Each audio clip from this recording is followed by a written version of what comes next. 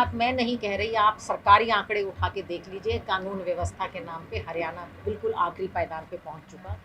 जहां हमारी सरकार के दौरान बहन बेटियां सुरक्षित थी, रात को शाम को भी कोई अपने घर से निकलने में परेशान नहीं होता था, आज दिन दिहाड़े जब एक राजनीतिक व्यक्ति की गाड़ी रोककर गोली चला दी जाती है तो आम आदमी तो कहाँ से सुरक्षित है?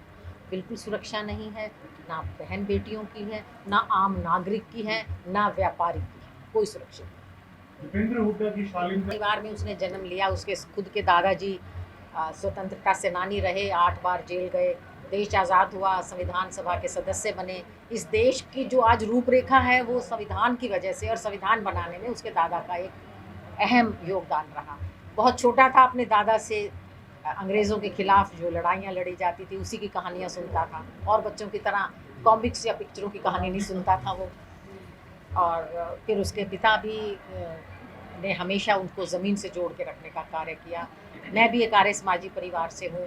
हम सादगी में विश्वास करते हैं, स्वामी दयानंद के हम फॉलोअर हैं। घर में हवन और सादगी पे चर्चा हमेशा रहती है।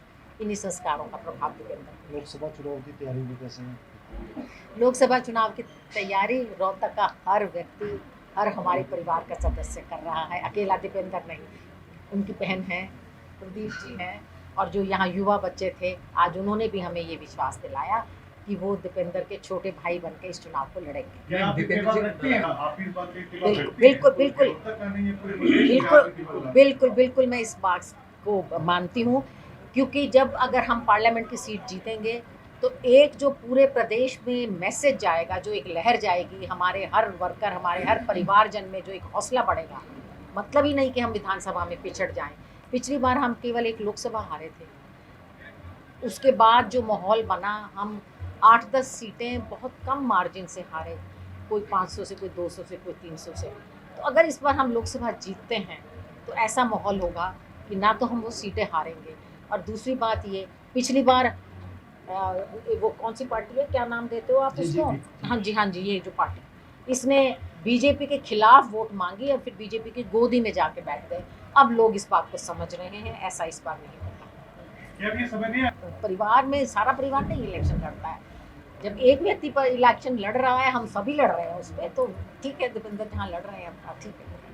तो कैसा, पहले भी आप मिलते रहे हैं बच्चों से, तो आज एक बार फिर आप झज्जर के अंदर हमारे पहली बार आए हैं, मुझसे मिले हैं, तो कैसा अनुभव रहा है आपका और क्या आपने मोटिवेट किया है?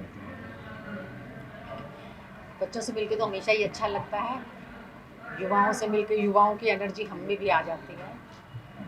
अच्छा अनुभव रहा। हम तो उनको यही मोटिवेट करते हैं कि अपने भविष्य के लिए मेहनत करें, और अपने भविष्य के लिए मेहनत जब करते हैं उसके साथ साथ, क्योंकि समाज का वो बहुत बड़ा हिस्सा है, बहुत बड़ी ताकत है, तो इस समाज के जब भी कभी कोई राजनीतिक फैसले लेने हैं सोच समझ कर लें, जिसमें कि आजकल जो एक सोशल मीडिया का थोड़ा सा प्रचार ज़्यादा है, तो उसके झूठ और सच से बचकर अपनी सूझबूझ के साथ राजनीतिक फैसला लें। हमारा उनको यही सुझाव है। मैडम, आपकी ना एक वीडियो आई, आप ना कहीं जनसभा में बड़ा अच्छी तरह से बता रही हैं कार्यकर्ताओं के आगे समय कैसा है, कि किस प्रकार से बीजेपी जो है सब चीज़ों पर काबू किए हुए है। तो ये क्या, किस प्रकार से आपने देखा, अनुभव किया कि ये बात कहनी बड़ी मन से आपको कि गांधी जी का समय वो वापस आ रहा है? आ नहीं रहा गांधी जी का समय। मेरा इतना ही कहना है कि हम लोग कुछ लोग इस चीज़ से बड़ी हताश हो जाते हैं, मैं भी उसमें शामिल हूँ, कि चाहे इलेक्ट्रॉनिक मीडिया है, पूरे नेशनल टीवी चैनल्स हैं, चाहे सोशल मीडिया है, इन पे पूरी तरीके से बीजेपी का कहूँ या ये कहूँ, क्योंकि ये सब चैनल पूंजीपतियों के ज़रिए चलाए जाते हैं और बीजेपी पूंजीपतियों की सरकार है, तो इसलिए बीजेपी का कब्जा है। तो जहाँ तक प्रचार की बात है, सभी चैनल्स पे उनको ही ज़्यादा समय दिया जाता है। बाकी सभी पार्टीज़, जिसमें कांग्रेस भी है, बाकी राजनीतिक पार्टी भी हैं, बाकी पार्टीज़ को कोई उतना समय नहीं दिया जाता, उनकी बात आगे नहीं रखी जाती। तो ये जो युवा हैं वो कई बार भ्रमित हो जाते हैं, क्योंकि जब आप 24 घंटे एक ही प्रचार देखोगे तो आपको उसमें यकीन आने लगता है। तो मेरा यही कहना था कि हम केवल और केवल इस भरोसे ना रह जाएं कि कोई हमको चैनल में या किसी सोशल मीडिया पे हमें उचित स्थान मिलेगा। इसके लिए हमें वर्ड ऑफ माउथ से अपनी बात आगे जगह जगह फैलानी होगी। जब पुराने ज़माने में ये हो सकता था, तो आज हम उसको रेप्लिकेट कर सकते हैं। इच्छा कभी आज ऐसा वक्त आएगा, हमें भी पूरा स्थान मिलेगा, सोशल मीडिया पे भी मिलेगा, इलेक्ट्रॉनिक मीडिया वाले भी कभी ना कभी हमें हमारा स्थान देंगे। पर आज हमें ज़रूरत है कि हम वर्ड ऑफ माउथ से अपनी बात को हर जगह कहें।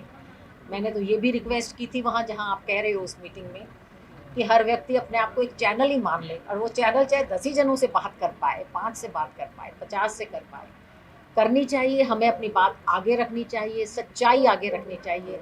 इस सरकार के भ्रष्टाचार की पोल खोल के सबके आगे रखनी चाहिए, ऐसा मेरा मानना है। मैम स्टूडेंट से आपने बात की, बच्चों से ही पूछ रही थी कि क्या आपको याद है कि पिछले 10 साल में कितने पेपर लीक हुए। अब दुर्भाग्य की बात यह कि जितने पेपर लीक हुए, क्या उनमें से किसी की भी कोई इंक्वायरी हो के आज तक कोई पकड़ा गया या किसी को सजा हुई। जब एक बच्चा एक फॉर्म भरता है, उसको फॉर्म भरने से लेके तैयारी करने से लेके पेपर देने तक लेकर वो एक बहुत ज़्यादा कठिन समय से गुजरता है। लेकिन जब पेपर लीक हो जाता है या फिर किसी एक आधे का रिजल्ट आया, वो कोर्ट में चैलेंज हो गया, पेपर कैंसिल हो गया, नतीजे आए नहीं, बच्चों के लिए इससे ज़्यादा दर्दनाक कोई बात नहीं है। सरकार ऐसी होनी चाहिए, बच्चों को हर तरह के, चाहे सरकारी हैं चाहे प्राइवेट हैं, अच्छे रोज़गार के अवसर उपलब्ध कराए, पारदर्शिता से उपलब्ध कराए, ताकि बच्चों का भी सेटिस्फैक्शन हो। और हर साल एक कैलेंडर जारी हो कि हाँ इतनी वैकेंसीज़ हैं और इतनी वैकेंसीज़ को भरा जाएगा। कोई एक अच्छा सिस्टम हो जिससे बच्चों को भी संतुष्टि हो और उनको ठीक टाइम पे नौकरी मिले। मैं भूषण 2019 क्या मैसेज देना चाहेंगी इस प्रदेश की, इस क्षेत्र की जनता? जी, मैं बिल्कुल ये बात कहना चाहूँगी कि दीपेंद्र 3 बार लोकसभा में रहे और मुझे इस चीज़ का गर्व है कि लोकसभा में उन्होंने हमेशा अपने प्रदेश के और हर वर्ग के मुद्दे उठाए। चाहे वो किसान का मुद्दा था, चाहे वो हमारे खिलाड़ी महिला खिलाड़ियों को जिनको बेदर्दी से सड़कों पे घसीटा गया, पीटा गया, चाहे उनका मुद्दा था, चाहे हमारे जब झाड़ली प्लांट लगना था उस पर झगड़ा होता था, चाहे हमारी मेट्रो बहादुरगढ़ तक आई उसका झगड़ा था। हर चीज़ को उन्होंने लोकसभा में बहुत प्रभावशाली ढंग से उठाया और अपनी योजनाओं को मंजूर कराया। दुर्भाग्य से वो मौका चला गया, 19 में हम हार गए, लेकिन कोई बात नहीं, इस बार की जनता का मूड देख के लगता है फिर से हमें ये मौका मिलेगा और दीपेंद्र हरियाणा की और अपने रोहतक की आवाज़ को उतनी ही बुलंदी से उठाएंगे। मैम